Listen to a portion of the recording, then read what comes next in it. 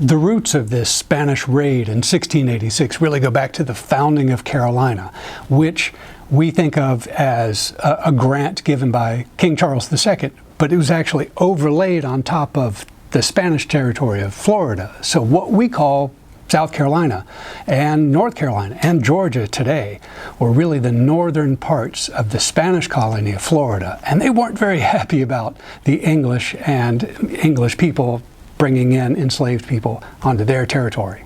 So the Spanish set out in August of 1686 up the coast from St. Augustine, and their primary target was Stewartstown and Port Royal Harbor, and they decimated that area and then crossed the South Edisto onto Edisto Island and then crossed the North Edisto after laying waste to several plantations on Edisto Island, crossed the North Edisto into the Wadmalaw area, and they were on their way to downtown Charleston because that was the seat of the English power, and the English in Carolina were harboring pirates.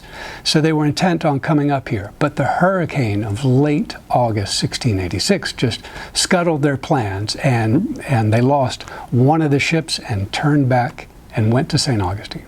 In the aftermath of this Spanish raid in 1686, both the Spanish and English knew that, hurricane season was probably not the best time to launch a raid into the other's territory.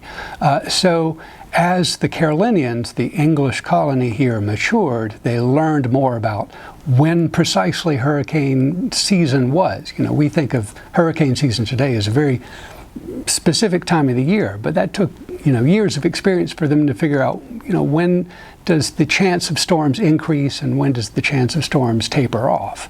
And so this 1686 raid and the hurricane that scuttled the Spanish raid were really part of the learning process about hurricanes in the Low Country.